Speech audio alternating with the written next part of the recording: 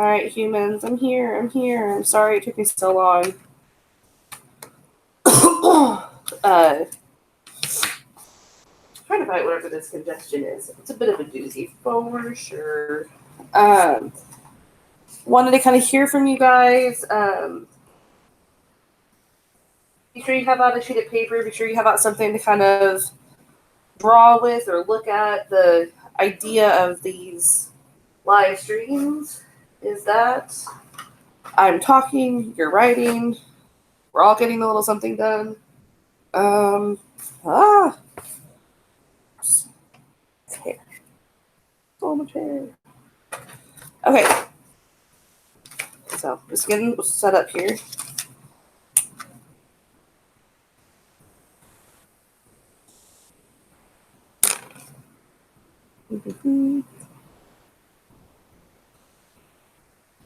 Be sure I plug my computer in because otherwise it's going to die, and that's going to be upsetting.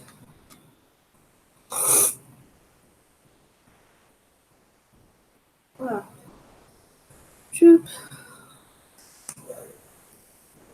Okay. Hold on. Get my computer plugged in. Otherwise, this is going to be a very short live stream.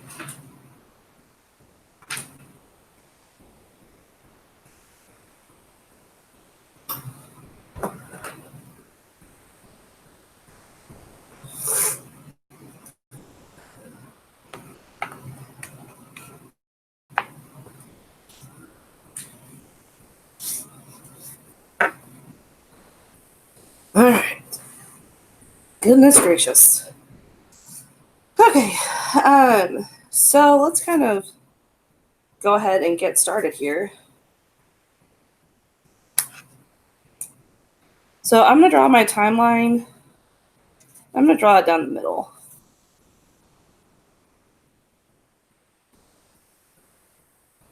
Here. Oh. Hi, Alexandra. Hey, Josh. You're welcome for doing this. Happy to help where I can, for sure. For sure.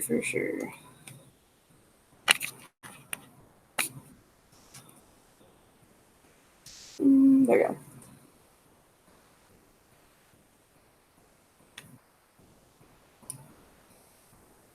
Okay, so kind of looking at our timeline and the different phases of APUS history, there's a lot of different things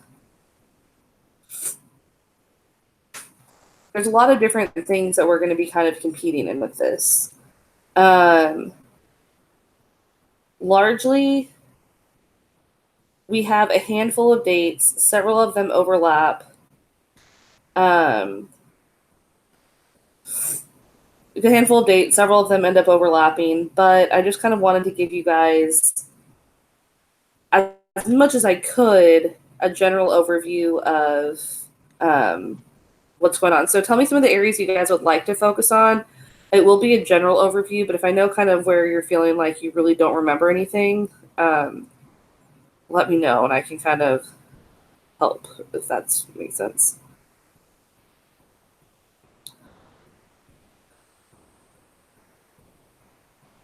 Okay.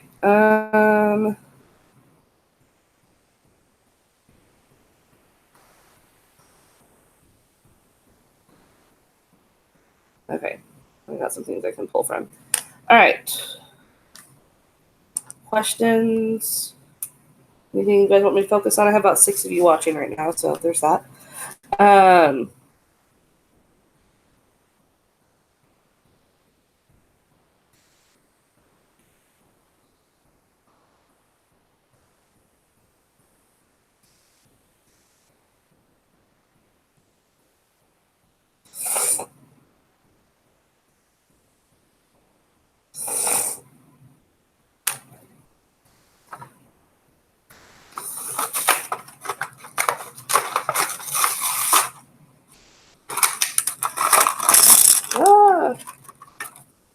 So many pens.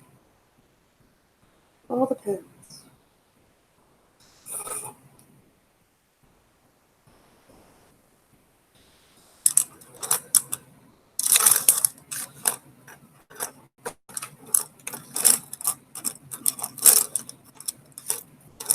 Okay. Mostly cause and effect. Okay. So overarching themes connecting the periods, things that we notice. Okay. So kind of for starters, this thing. So for starters, what I want us to look at is oh, sorry guys, my nose. Period one. We're going to start with period one. Now, period one is quite frankly very.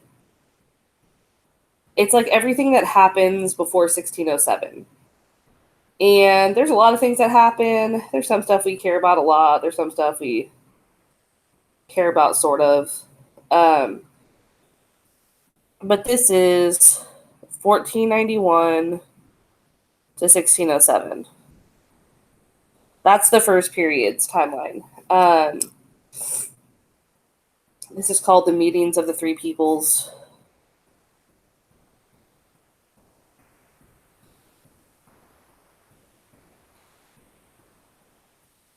Largely the Spanish, British, the natives. So, what we kind of have here is in 1492, first big one, in 1492, we have Columbus. Columbus makes way for America, kind of settling for the Spanish. And the Spanish have a lot of things going on in America during this time period. So with the Spanish comes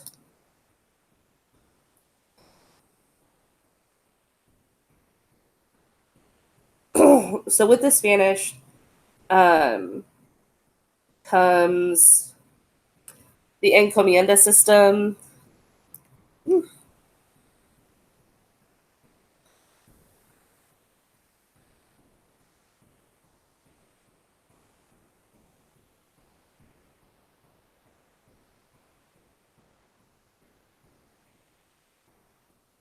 With the Spanish comes the encomienda system.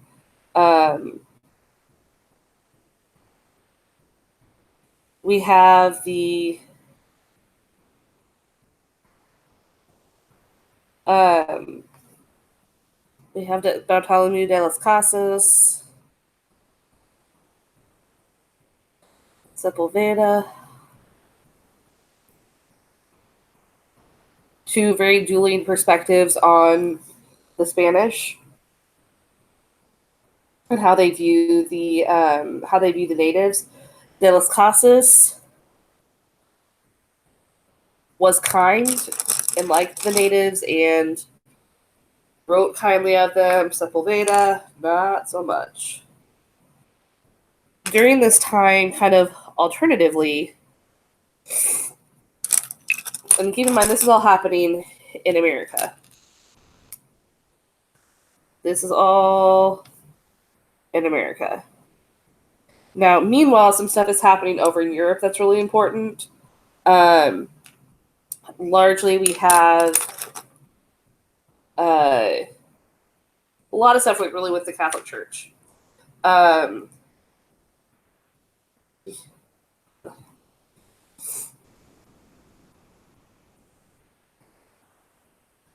We have in about 1517, we have Martin Luther nails up his 95 Theses and starts the Protestant Reformation. The 95, I want to say it's not spelled. He initiates the Protestant Reformation.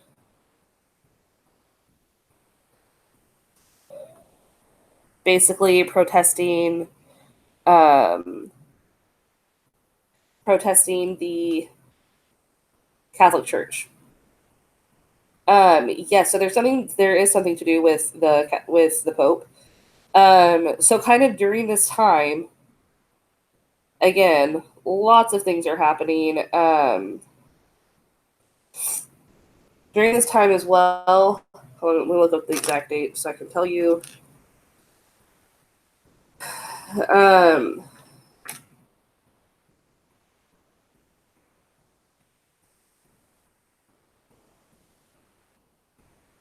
In 1533, just 16 years after this, the King of England, our boy King Henry VIII,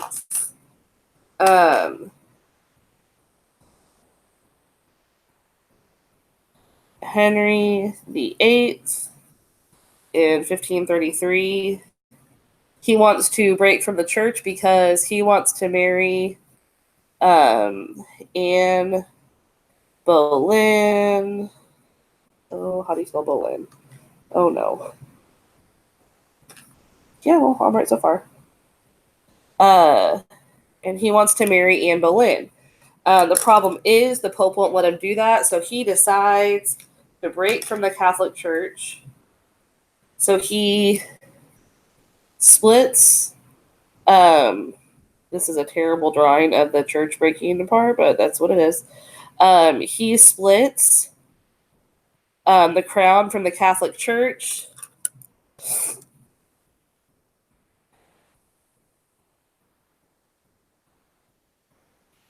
And now he is head. Now the King of England is head of the Anglican Church, or the Church of England. He is now head of the Anglican Church, and head of the church. Now he's head of the Church of England, and he gets to marry Anne Boleyn. Fun fact: she can't have sons, and he beheads her because he wanted to. All of this said, though, this is where England becomes Protestant. England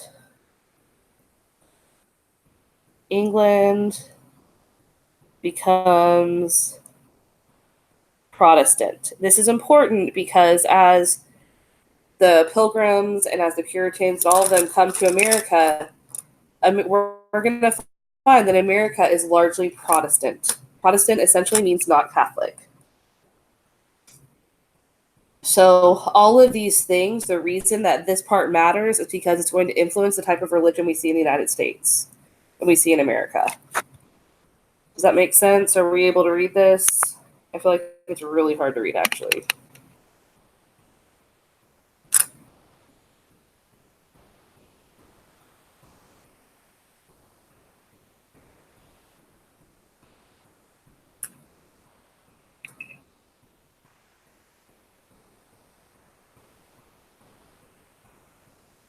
Okay, questions you guys have for me right now? Are we ready to move on?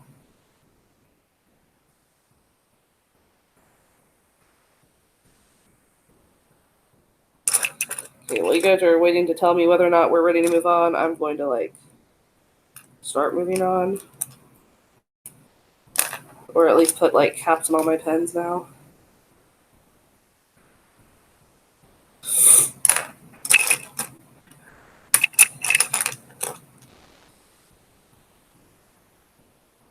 Okay, so then we're going to move on to period 2. And the dates for period 2 are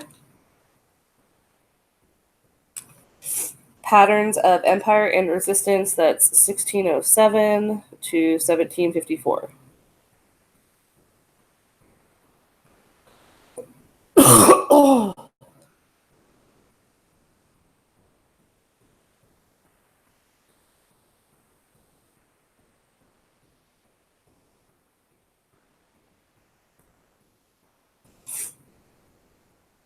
Okay, so period 2. So when we're looking at period 2 is essentially Jamestown until the French-Indian War. That's pretty much what those dates mean.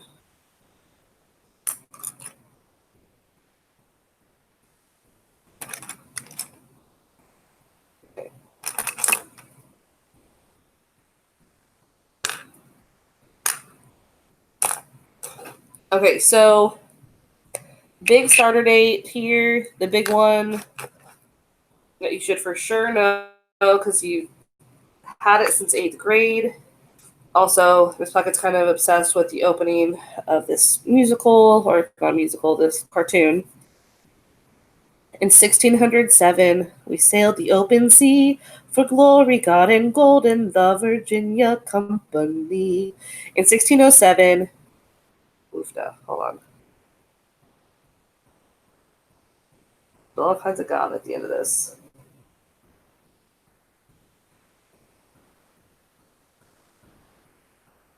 Oof. So much good at the end. Okay. 1607. You have Jamestown. 1607, Jamestown, Virginia. The colony of Jamestown is founded in 1607. It actually it is not a great move. In fact, from 1609 to 1610, they're starving in Jamestown, but by 1619, Jamestown has established the House of Burgesses, which, similar to our House of Representatives, is the first representative government in the New World.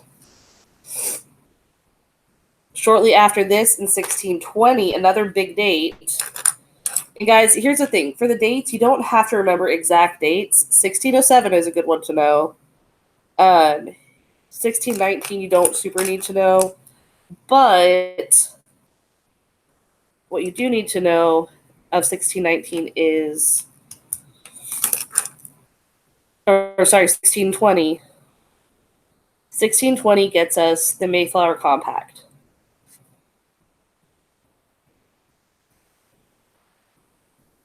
Now, the Mayflower Compact establishes government in Massachusetts, specifically kind of in the Plymouth area.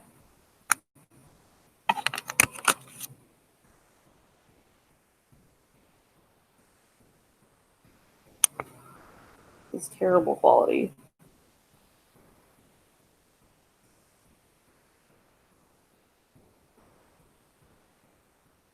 Now, a few things to remember about Jamestown is that it's in Virginia, which is a southern colony. It thrives on tobacco. John Rolfe, John Smith, these are the big names. Pocahontas. Really, though, John Rolfe is the one who brings the tobacco. That's why he's a big deal. And in 1619, not only do we get the House of Burgesses, but we also get the first slaves are brought to Virginia. The first slaves are brought to Virginia.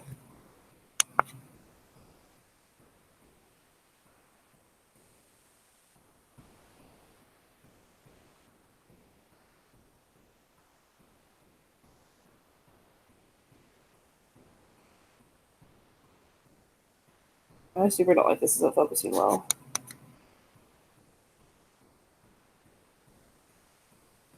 Ooh.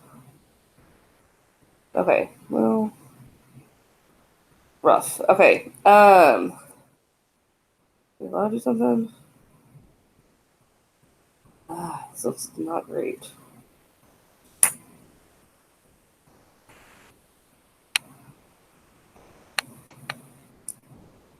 Sabrina, they were in Jamestown really after the introduction of tobacco. Tobacco meant there was an explosion of agriculture, and so they acted as kind of like the labor force. So we have this is in Virginia. Now the Mayflower Compact. This is for Massachusetts. Big difference, very far away from each other. Massachusetts is up north in New England, and this is what we would call the Chesapeake Bay. Virginia is in the Chesapeake area by the Chesapeake Bay. Massachusetts is what we would call New England. And you're going to see there's going to be a lot of questions usually about the difference between the different settlers. Josh really like the difference. Josh asked, "What extent should we know about the interaction between natives and the settlers?" You should know that the French were kind to the settlers. The Spanish had a rough go of it with the encomienda system. You should know Sepulveda. In Virginia, Virginia did not have a great relationship with the natives. Massachusetts did. That's where we get like the first Thanksgiving is in Plymouth.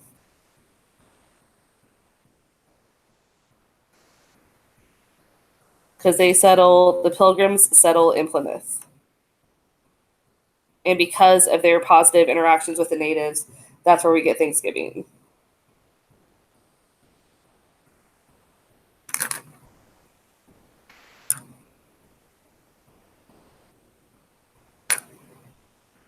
Um, 1624.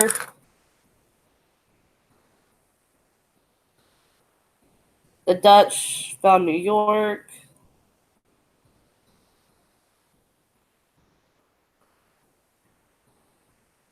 The Dutch find New York. They find it for trade. It's a trade hub, which makes sense because that's what it is now.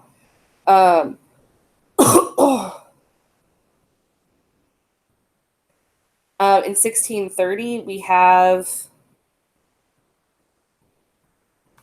the Massachusetts Bay Colony.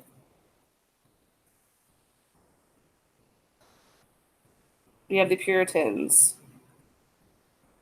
are in the Massachusetts Bay Colony, otherwise known as Boston. So, what's important about this colony is that it is very strict, very much all about the rules. There is no kind of middle ground with the Puritans. It is all or nothing. It is a very all or nothing system with them. Hold on.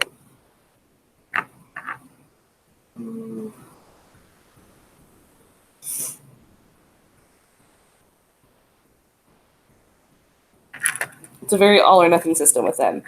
And so the Puritans are not our best look.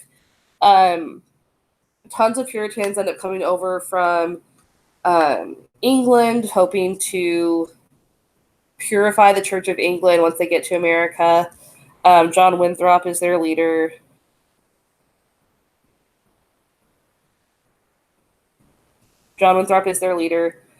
Because of how kind of crazy this place is, essentially from this colony, we get two other colonies. We get first Rhode Island in 1636.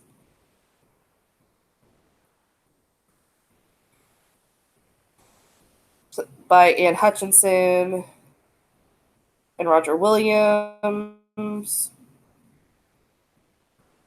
then in 1639, we get Thomas Hooker is the founder of Connecticut.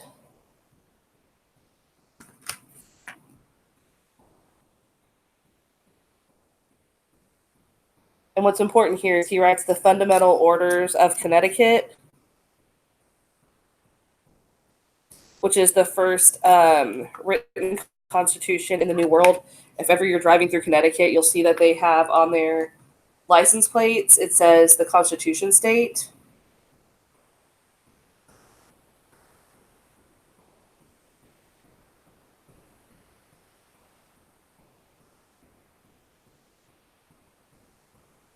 Because the Fundamental Orders of Connecticut is the first written constitution in the New World.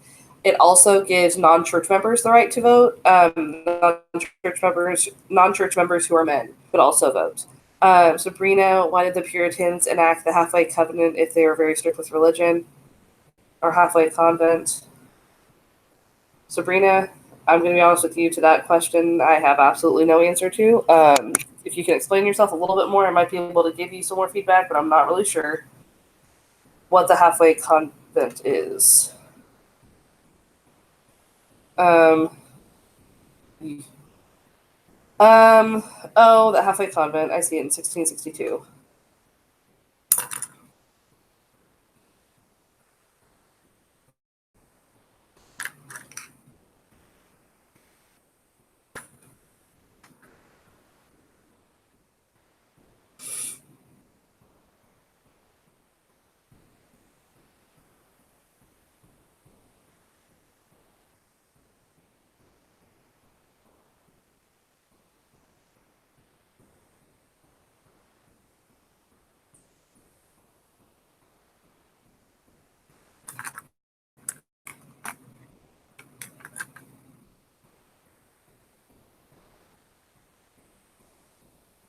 Oh, it basically just allowed the children of baptized but unconverted church members to be baptized and thus become members of the church and have political rights. It was kind of more of a political move.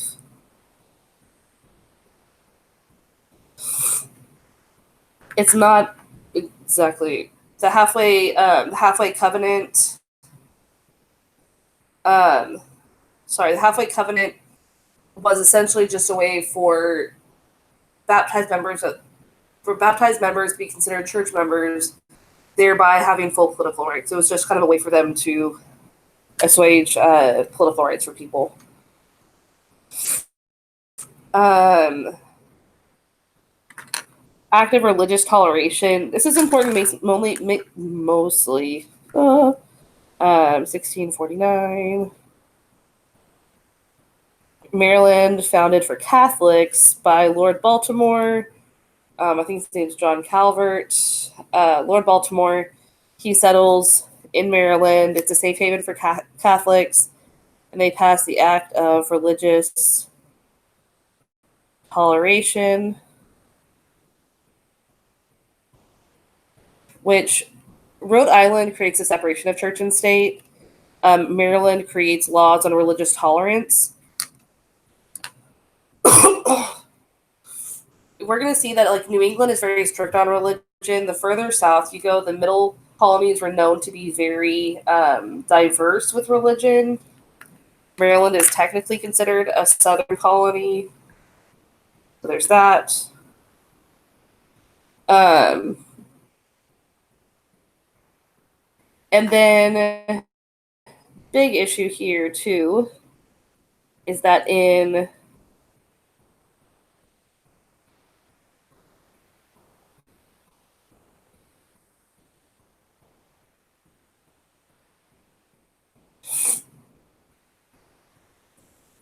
we have in 1676 we have Bacon's Rebellion, which happens in the Jamestown area. Essentially over the rights of indentured servants. And basically in Jamestown, it goes from having primarily indentured servants. Then they decide to focus on slaves because slaves aren't ever going to ask for their rights or never going to. Sorry, it's not that they're not going to ask for their rights, but they are. They didn't have to worry about slaves getting to gain their rights back after a certain amount of time, and so it was much easier for them to subjugate slaves. Then we're also going to see Pueblo's Revolt. The Pueblo Revolt in 1680. This is kind of more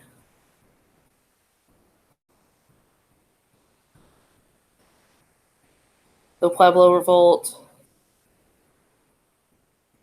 was basically where the Native Americans rose up because the Spanish were forcing them to partake in the religion that they didn't want to partake in.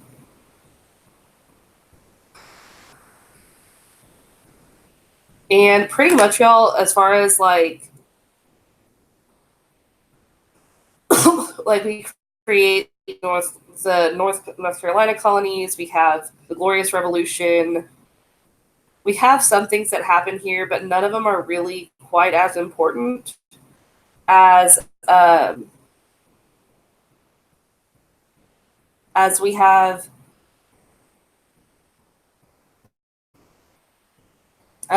with 1754. Once we get to 1754, which I know seems like a long time that we've just skipped, but it's kind of not. The one thing I would say that starts to happen towards the end of this line here is like in 1741, Jonathan Edwards gives his sermon, Sinners at the Hands of an Angry God. It is seen as a very, very much a fire and brimstone sermon, but he is one of the proponents and starters and really like forward thinkers of the First Great Awakening. Jonathan Edwards, also the grandfather of Aaron Burr, who we'll hear about later in U.S. history. So that's period 1 and period 2. Oof, I gotta go faster. Okay, so next up, period 3.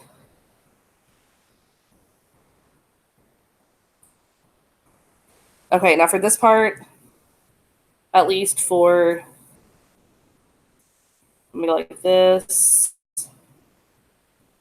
and then I'm going to go like this. So I kind of like to show it this way. Okay, so in 1754, and period 3 is known as, it's 1754 to 1800. It's the imperial crisis, or the crisis of empire, the revolution,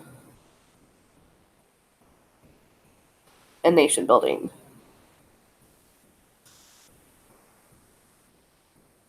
Okay, so in 1754, we start the French Indian War. It's basically the French and the British go to war over the Ohio River Valley. Really, that's what you got to know about it. What comes out of it is important. And Josh, you were wanting to know kind of more about the cause and effect. What comes out of the French Indian War? Washington is a hero.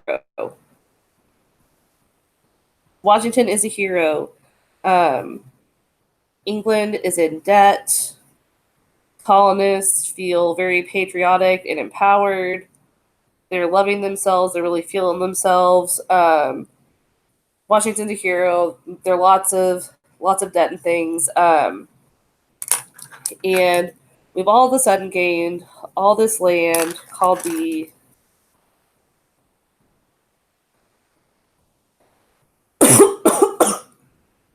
Ohio River Valley. The Ohio RV. So that said, what ends the French Indian War is the Treaty of Paris in 1763. The other bookend of it is the other Treaty of Paris in 1783. Now, the reason I like to do this is because there's one more part of this little bookcase, and that's 1776. And essentially, as we're kind of moving ourselves towards war, I kind of want to share a little bit about like where we get this. So we start with 1763. We have the first big one is the Proclamation Line. It basically said, you can't cross the Appalachian Mountains. Don't cross those mountains. Don't you dare.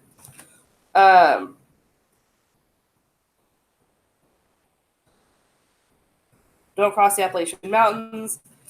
Then we have the Sugar Act, the Stamp Act, the Sugar, and the Stamp Act. And basically these get people riled up, and this is right where we get like no taxation without representation. People get really riled up about the money. The Stamp Act was tax on paper. Sugar Act is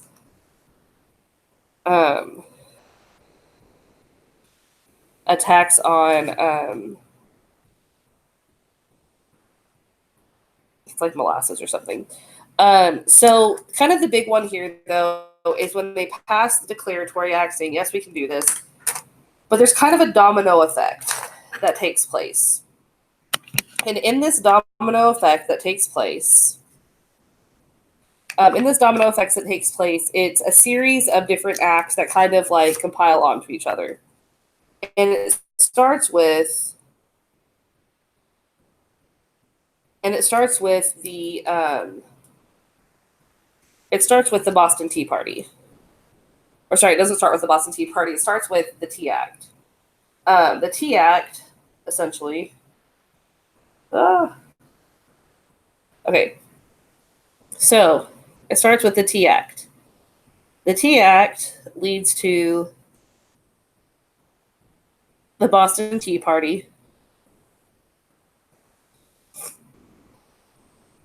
The Boston Tea Party makes England very mad. And so, because England is big mad at us, they passed something called the Coercive Acts. Within these acts, they shut down Boston Harbor. They close down town meetings. They tell the colonists, you're not allowed to meet with each other. We're going to shut down the harbor until you pay back what you owe us now. We're going to put you under military rule. We're going to enact curfews and things like that. The colonists felt that these were intolerable. And they called these, in fact, the Intolerable Acts. That's how bad it was. Because they feel invaded, they begin to prepare for war. And they establish the First Continental Congress. And it sets up militias throughout the colonies. Now, part of them setting up all these militias is that they have to. Part of them setting up all these militias is they're going to have to have weapons. And so they start to store their weapons in Concord. At some point during this time, the Second Continental Congress begins to meet. The first Lexington and Concord takes place.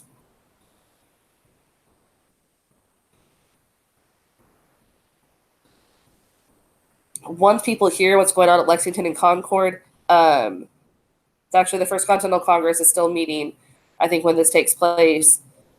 They decide they're going to have a Second Continental Congress, and it is here that they'll send two things. They're going to send the Olive Branch Petition. They'll send the Olive Branch Petition, and they're going to begin to draft the Declaration of Independence. In 1776, they officially declared independence. Declaration of Independence is a list of grievances written by the colonists to the king, essentially outlining here's why we did it. They send it throughout the colonies so colonists would know that we're free of England and here's why. Because in this time period as well, and the kind of the lead up to this, there's still a lot of people that aren't sure. And so we have one guy, Thomas Paine, writes Common Sense. And he essentially persuades people to join the colonist side by appealing to their reason, by appealing to their reasonableness. We declare independence 1776, written by Thomas Jefferson. So all of this, so then we start battles. Big things you need to know: Saratoga, Valley Forge, and Yorktown. The Battle of Yorktown is in 1781. We don't actually sign the Treaty of Paris to end the war until 1783. It just takes a little bit of time. The Treaty of Paris, the Battle of Saratoga matters because Saratoga is a turning point. Because the French join the war after this, we get help from the likes of Marquis de Lafayette at Valley Forge. Valley Forge, this is kind of where this is a turning point for the military. A few things happen here. We have The Crisis is written by Thomas Paine. These are times that trimensionals, the summer soldier and the sunshine patriot, will in this moment shrink from their duty, but he who stands now deserves the love of every man and woman. We have The Crisis. We have Baron von Steuben. He is the guy from Prussia, also known as Germany, and he kind of turns our troops into a fighting force. We have it really forges our army. This is also where they discover how to inoculate people against smallpox. Yorktown, Cornwallis surrenders.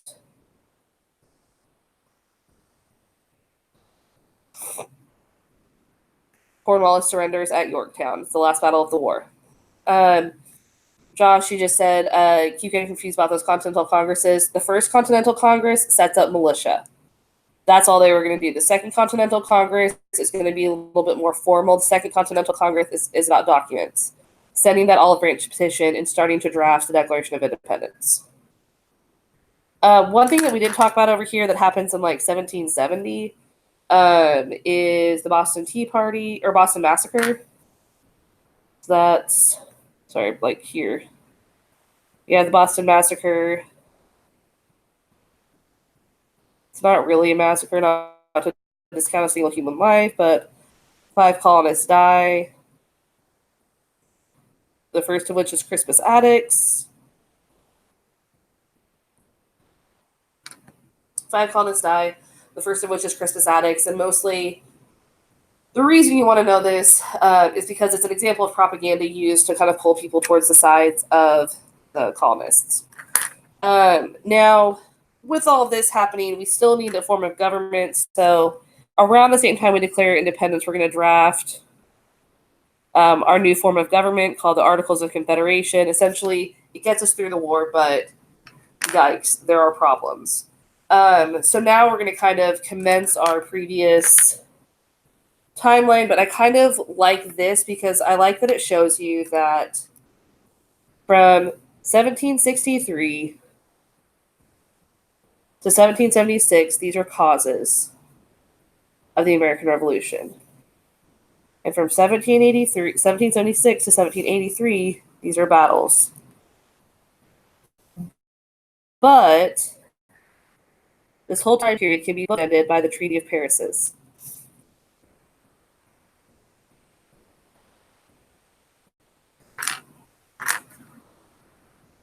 Visually, I just kind of like that.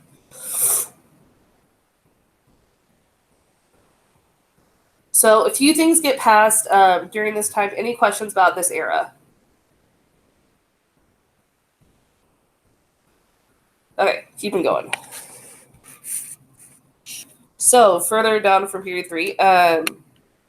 So during this time period, we have a few good things are happening.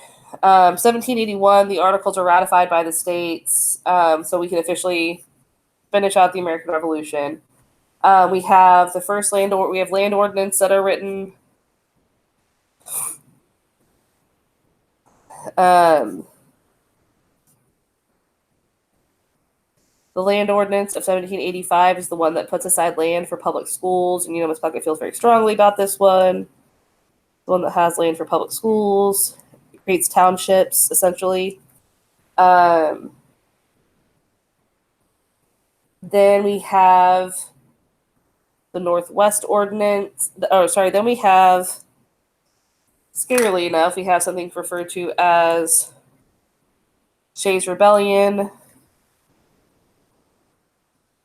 Shays' Rebellion is rough because essentially farmers in Massachusetts take over this, like, oh no, you can't see anything I'm doing. Farmers in Massachusetts essentially take over this, like, government building, and there's nothing the government can do to stop it. Like, nothing they can do at all. It's just like, this is where we're at. And because of that, it gets really scary because now the federal government can't enforce its laws. The good news is, like, there's one good thing that kind of comes of this, and that's the Northwest Ordinance of 1787. And essentially what it does is that it tells you how a territory can become a state when it reaches 60,000, gives a Bill of Rights to settlers, and it's the first document that's going to seek to outlaw slavery.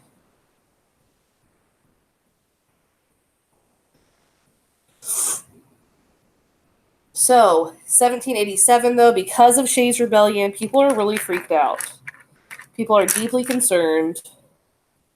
So they decided in 1787 we're going to hold a constitutional convention.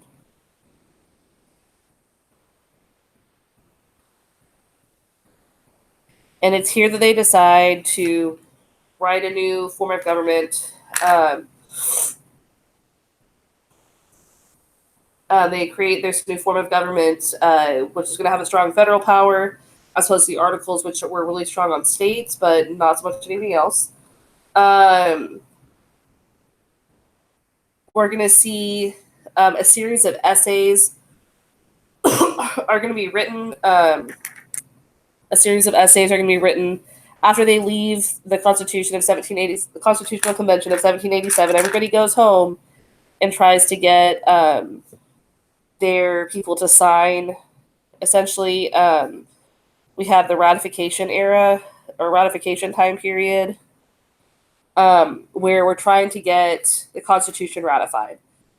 So Alexander Hamilton, John Jay, and James Madison write the Federalist Papers.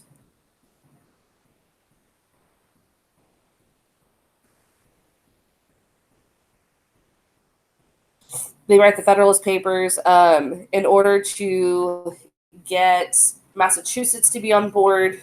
We agreed to add a Bill of Rights, which is ratified in 1791.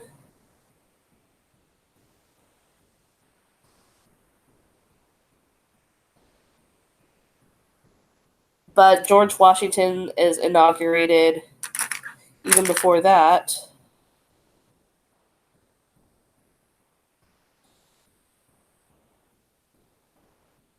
In 1788. Well, technically 1789, but he's elected in 1788. Right at the start of the French Revolution. So this kind of gets us through. This is like the constitutional period. Couple of things happen here. We have Washington decides he's going to be neutral with Britain and France. He sets up the president's cabinet. He establishes Alexander Hamilton as his Secretary of the Treasury. We approve the National Bank. The Bank of the United States is established by Alexander Hamilton.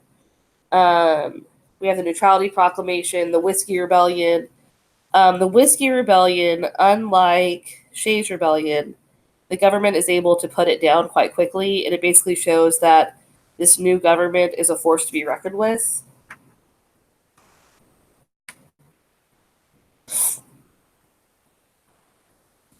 And then we have his farewell address, which he warns us to stay away from political parties and stay out of permanent foreign alliances. He warns against those two things. And then after him, it's like, oh, well, the next person who's clearly second most qualified, that's going to be our boy. John Adams is elected.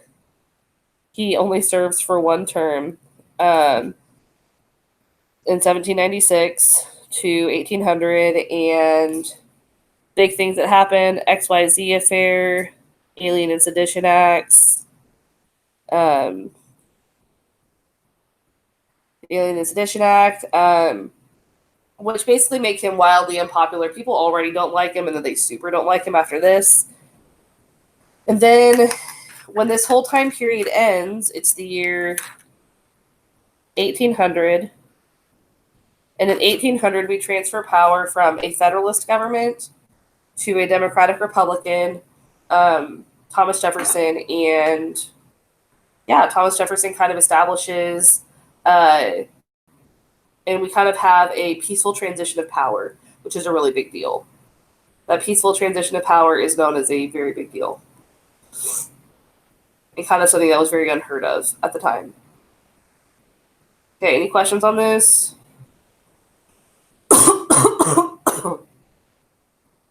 Okay, so moving on, period 4. Woo-hoo.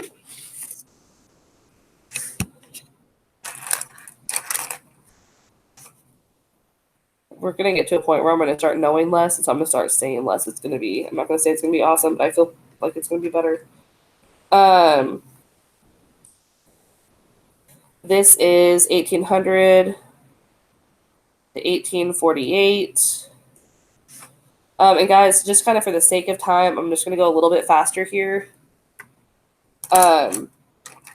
We have Jefferson as president. His presidency is marked by Louisiana Purchase, Marbury versus Madison, which is the court case that establishes judicial review. The Supreme Court can declare laws unconstitutional. We re-elect Jefferson to a second term. He decides to pass the Embargo Act because we don't need anybody. We're fine. And also because the British and the French keep attacking our ships, and we're kind of mad about it. Because those things are happening. When James Madison becomes president, he's kind of put in a position that he's going to have to. This is the JMO period. James Madison, he's War of 1812. James Madison is the War of 1812. Essentially, that's what happens in his presidency is the War of 1812, otherwise known as Mr. Madison's War. The war starts because of the impressment of American sailors. What you need to know out of it is kind of the effects. U.S. becomes more self-sufficient because we have to create our own goods.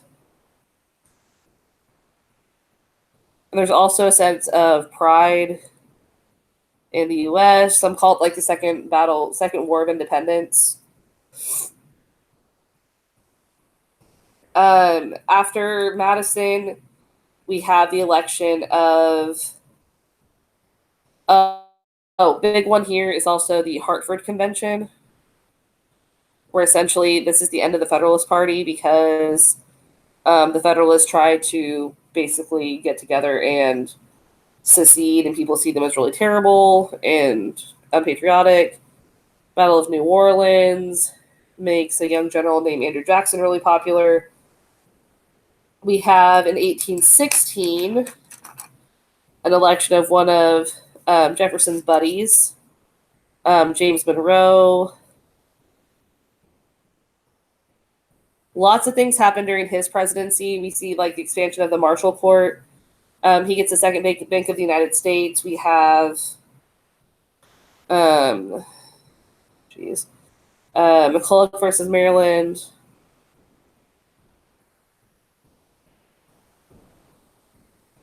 We have Dartmouth v. Woodward. Then we have the Missouri Compromise, which is kind of our first look into the issue of how our country is going to deal with slavery as we expand, and it's not a great look for us.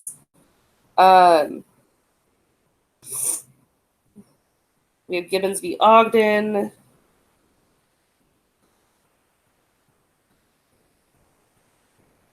The Adams-Onis Treaty, which is essentially what gains us Florida. And then kind of towards the end of his election, people kind of want change. Okay, really, guys, what you need to know about court cases. Gibbons v. Ogden is about trade. McCulloch versus Maryland is about the Bank of Maryland. Dartmouth v. Woodward is you can't take over a private college and just call it public. The government can't take over a private college.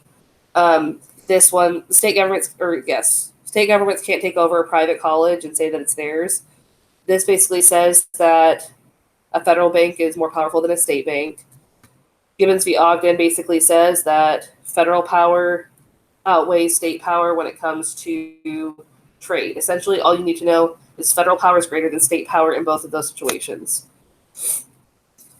John Quincy Adams is elected president. It's like the worst 4 years of his life. He hates it. He is our first Whig that's elected. He's elected. We have the Erie Canal is finished.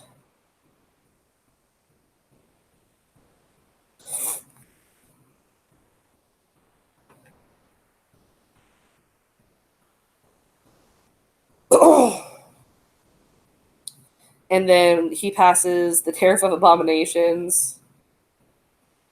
And then he quietly leaves office. And then our boy, and remember, he's elected in 1824. This is the election that is referred to as the corrupt bargain, because essentially John Quincy Adams doesn't have the most votes. Andrew Jackson does, but Henry Clay teams up with him and says, hey, if you make me your Secretary of State, I'll make sure my votes all go to you, and that they do. And so essentially Quincy Adams becomes president because he played the politics game better than Jackson. Jackson comes in, does a whole lot of things. We call this time period usually the age of Jackson because times they are changing. He's the first Democrat.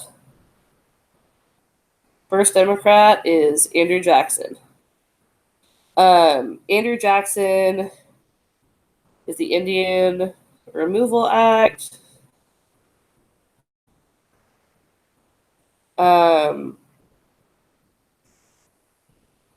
Nullification crisis during his presidency over tariffs. Indian removal, nullification crisis, Worcester v. Georgia. He vetoes the National Bank.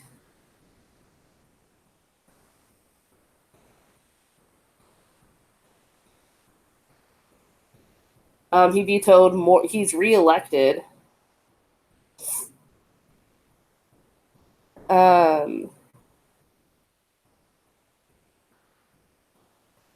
He's reelected to office.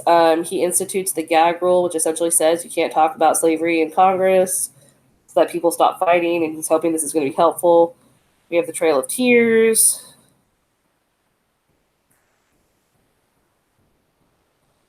During this whole time, we're kind of also seeing the rising of different not progressive movements, but different movements of change. We're going to see during even just the age of Jackson. So just during this time frame alone, we have William Lloyd Garrison founds the Liberator, his abolitionist newspaper. We have the public school movement starts in Boston. The American Anti-Slavery Society is founded. The Lowell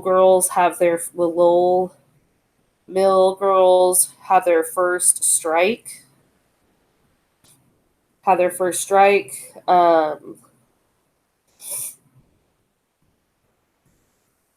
that's a whole big thing.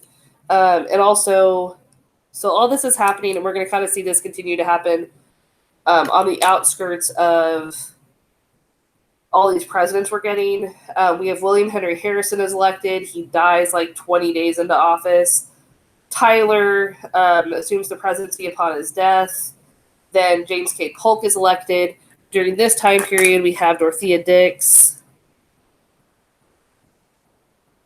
She establishes an asylum reform. Basically, she reforms prisons. She reforms care of the mentally ill. Samuel Morse invents the telegraph. We have telegraph lines going all throughout places. During this whole time, Texas is fighting for their rights.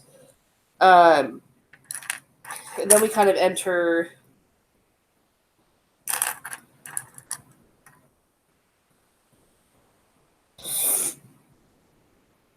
kind of like Manifest Destiny. James K. Polk is elected.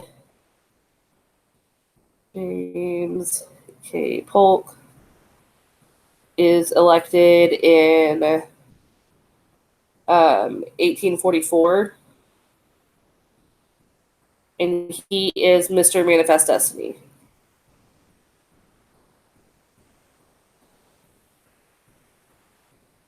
He's Mr. Manifest Destiny.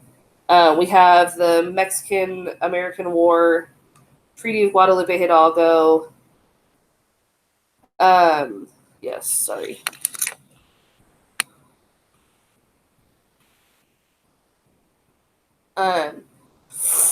We have James K. Polk, Treaty of Guadalupe Hidalgo.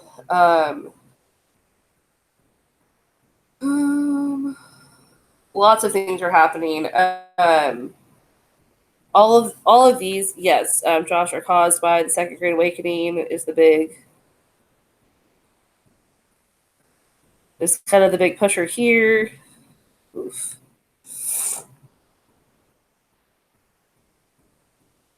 1850, we have the Compromise of 1850 written.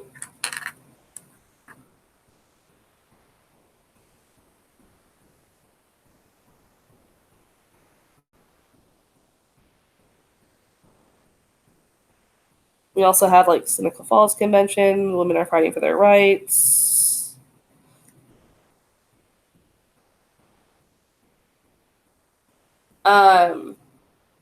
Then we kind of hop into period 5.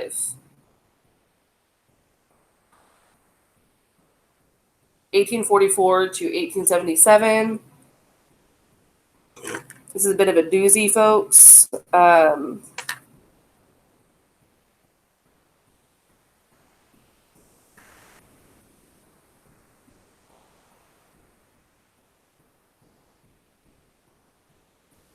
We get Oregon. We get Texas. That's under James K. Polk. So now we have all this land out west. What are we going to do about it? I believe he also gets the Gadsden Purchase.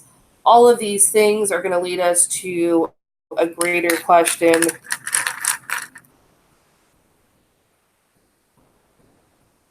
What to do with the West?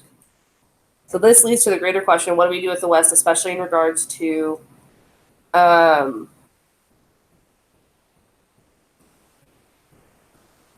this is going to lead to a bunch of compromises in Congress, essentially about the continuation or the prohibition of slavery. Okay, so period 5, known as Slavery, Civil War, and Transformation of American Society.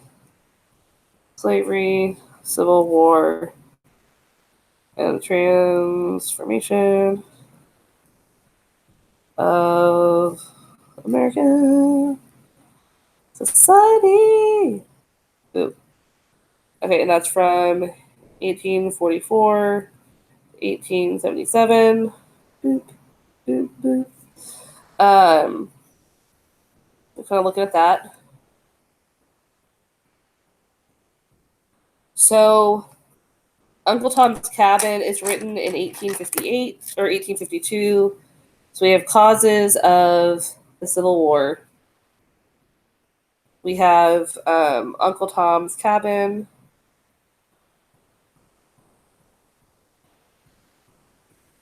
We have Bleeding Kansas. We have the beating of Charles Sumner. John Brown's raid on Harper's Ferry. But the real kick, and then we also have a big Dred Scott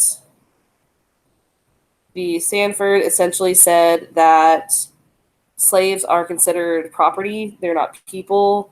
And if they're considered property and not people, we cannot take property from someone without just compensation. So basically, it kind of established that the government couldn't end slavery without violating the Bill of Rights.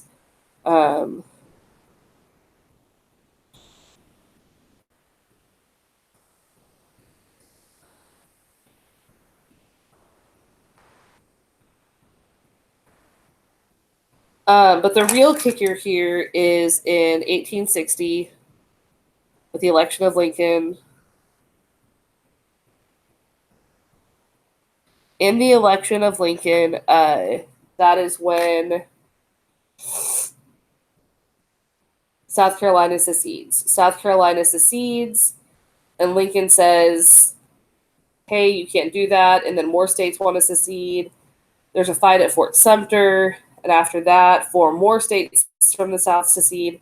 We have the Emancipation Proclamation from basically 1860 to 1865, we're in the Civil War. The war ends in April of 1865.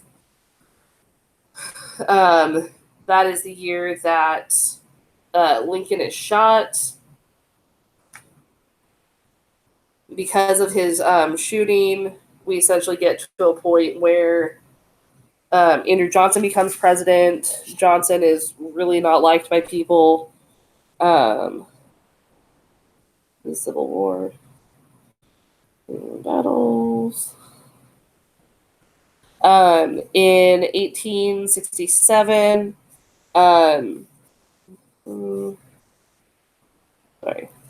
Lincoln dies. Johnson becomes president.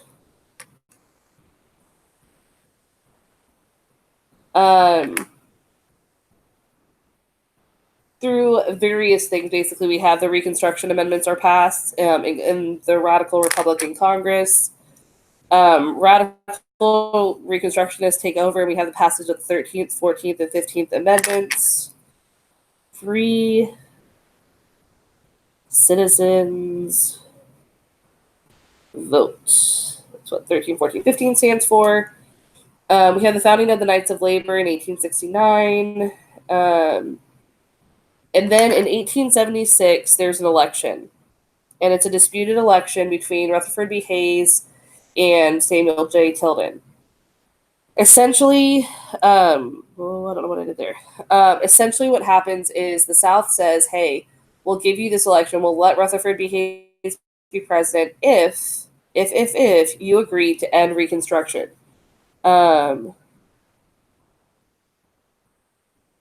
Hayes becomes president in a deal that ends Reconstruction. Now, during this time, we had the Knights of Labor are being formed. Radical Reconstructionists are the Radical Republican Reconstructionists. Essentially, they were harder. So Lincoln was going to be really nice to the South. Johnson was going to be like kind of nice to the South. The Radical Republican Reconstructionists were going to be like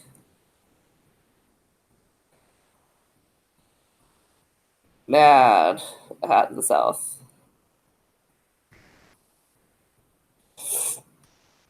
Those are basically the Radical Republicans that were in Congress at the time.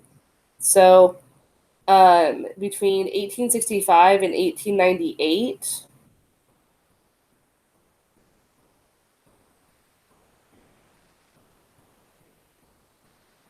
to 1898, we're going to kind of see the world dramatically shift. This is where we're going to see the rise of industrialization.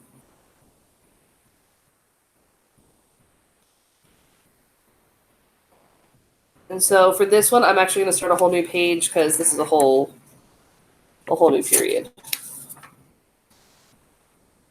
Okay, so for period 6, a lot happening in period 6. Okay.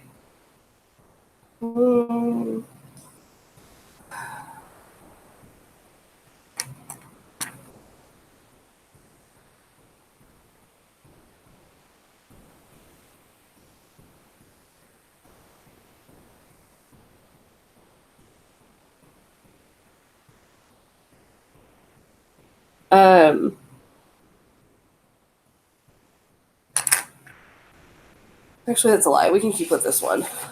I'm going to keep with this paper. I lied. Sorry. Period 6.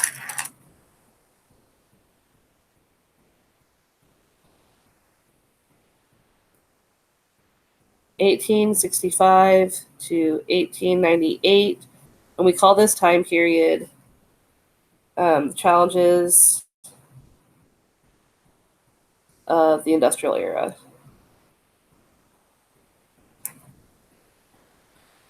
And we're going to see here we have the Great Railroad Strike. We have Thomas Edison develops the light bulb. Now workers can work at night.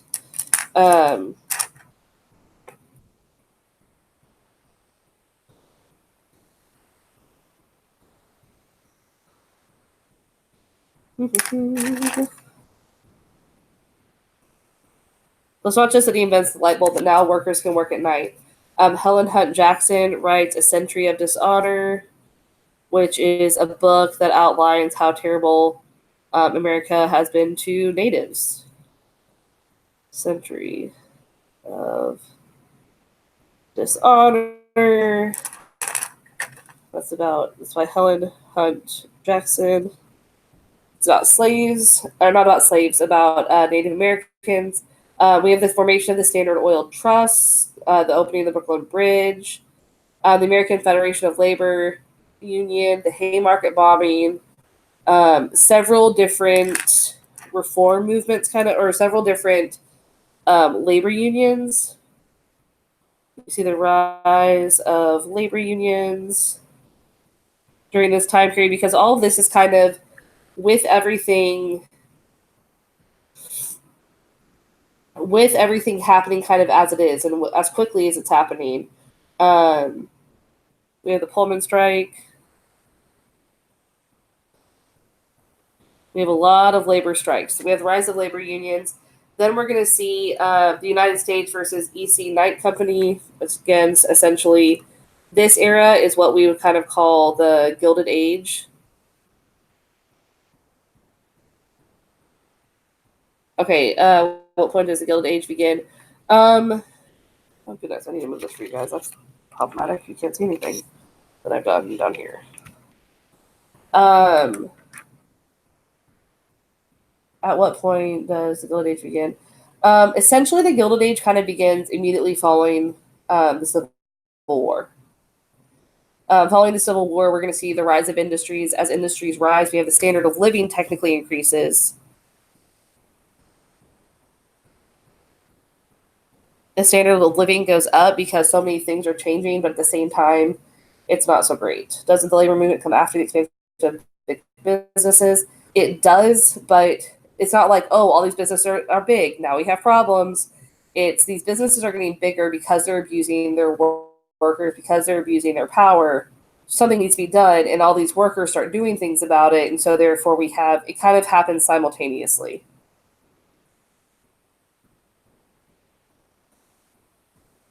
And because of all of this, because America is expanding economically, there's a sense of we want to also expand ourselves imperialistically. So then we have period 7,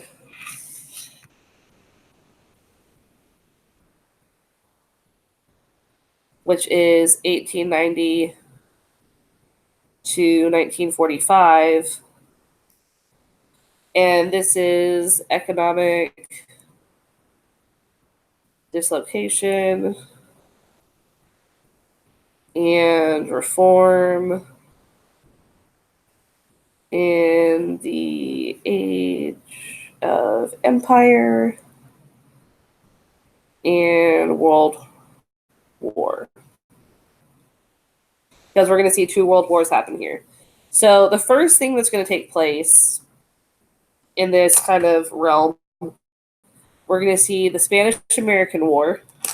The Spanish-American War takes place, and out of the Spanish-American War, essentially, the U.S. gains the Philippines, Guam, and Puerto Rico. Somebody correct me if I'm wrong there.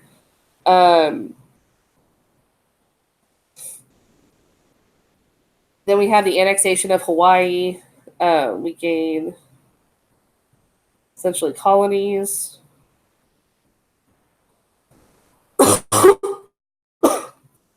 We have the formation of the Anti-Imperialistic League because they're like, hey, we didn't want to be a colony. We shouldn't be making other people colonies. We also annex Hawaii. That's that guy Sanford Dole. He's really big on that. We establish open door policies with China.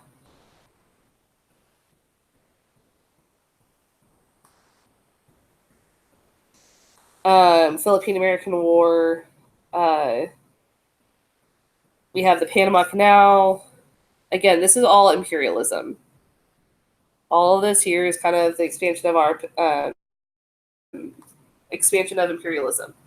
During this time period as well, though, happening simultaneously, we're going to see muckrakers. The progressives are kind of continuing to heat up. In 1904, we have The Shame of Cities, is written by Lincoln Steffens. The History of Standard Oil is written by Ida Tarbell. The Jungle is written by Upton Sinclair.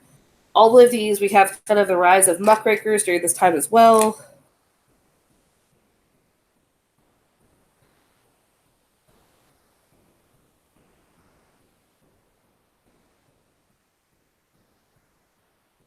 Ida Tarbell, Upton Sinclair, kind of our big ones. They get published these in like 1904, 1906. We have the creation of the NAACP in 1909. Then in 1913, because we're seeing all of these changes, we're going to see that the populist movement kind of comes into play here. And this is where farmers were feeling like they weren't being heard. And because of that, we're going to see the 16th and 17th Amendment get passed. 16 and 17 are federal income tax and the direct election of senators, which were all part of the populist platform.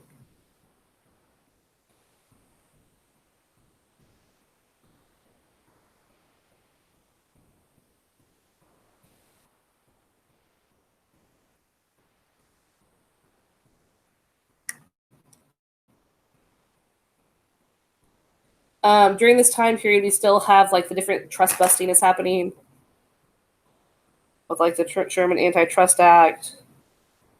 We're trust busting, we're getting rid of stuff. So this is kind of our progressive stuff. This right here, progressive, imperialism.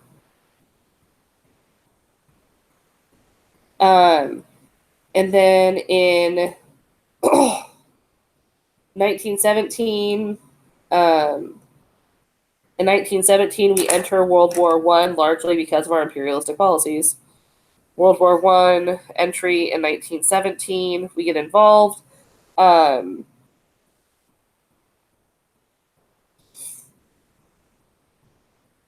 1919, we have the 18th Amendment is created, which is prohibition.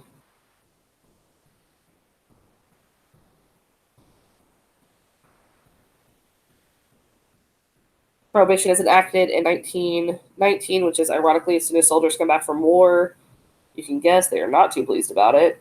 We have the Boston police strike. We have the founding of the Communist Party in the United States happens in 1919, shortly after World War I. This has to do kind of with the Bolshevik Revolution. With the rise of the Bolsheviks, the Bolshevik Revolution, we have the Communist Party. We're also going to see Red Scare happening in 1919. In 1920, we have the 19th Amendment is ratified, and that would be women's votes. Now, also in 1920, we're going to see the deportation of Emma Goldman, Schenck versus the United States, which essentially cuts off freedom of speech. The Seattle General Strike, the height of the Palmer Raids. The Palmer Raids, which are part of the Red Scare. The Teapot Dome scandal is in 1921. So we have the Roaring Twenties are coming up. We have Sacco and Vanzetti are executed in 1927.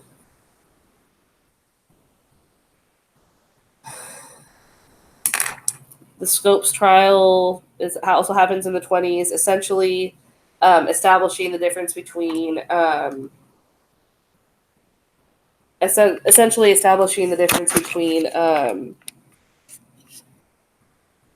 the older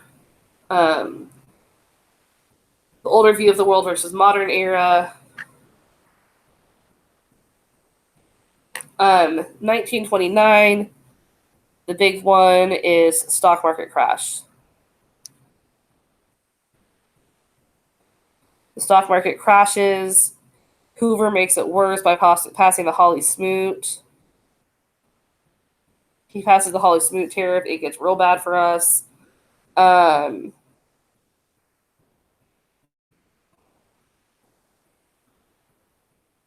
Then, because of how bad everything is with Hoover, when Hoover is elected in 1928, that in 1932, FDR is elected. When FDR is elected in 1932, he creates all of these different. He passes all the New Deal things.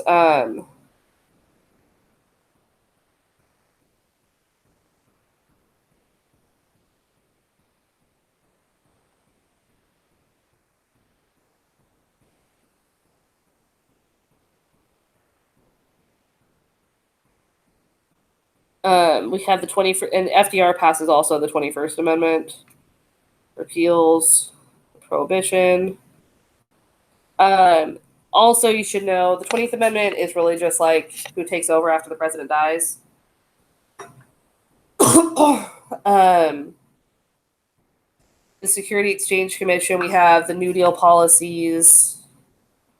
He comes at us with the New Deal. There's court packing, the Social Security Act, the Farm Security Administration, cash and carry. Then we kind of get into World War II. But before we actually get into it, we pass a series of laws like and what is the New Deal effective and ineffective?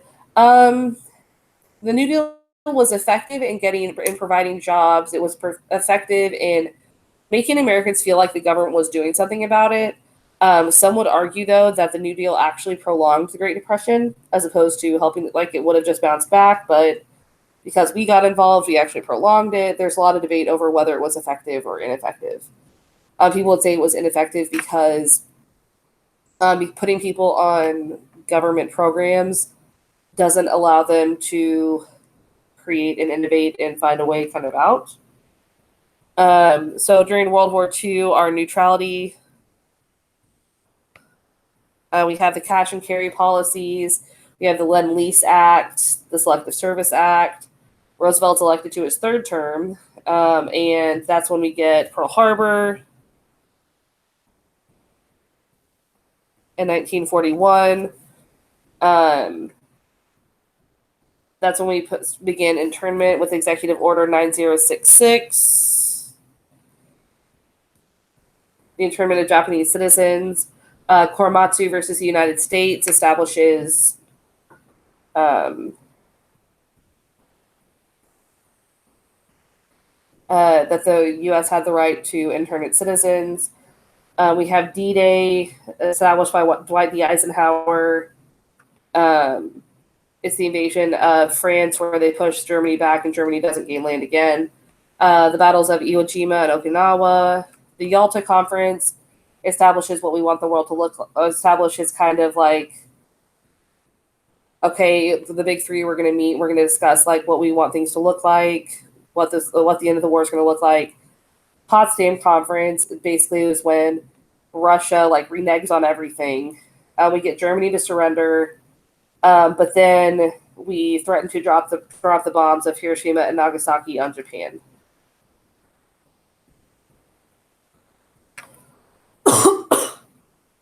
Okay. That is all I'm going to do tonight, guys. It's been like an hour and a half, and my head hurts, and I'm tired. So I know towards the end here, it was kind of just like real quick.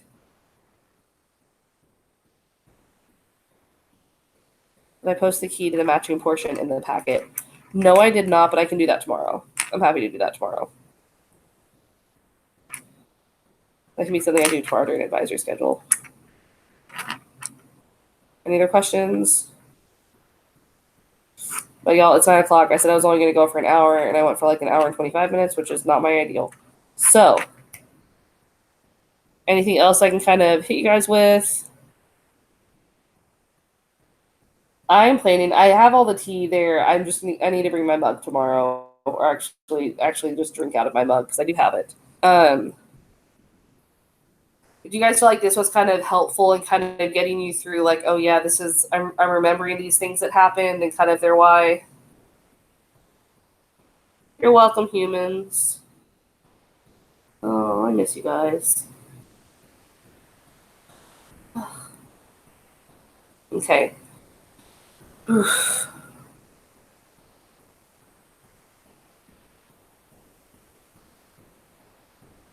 Things are connecting. Okay, good.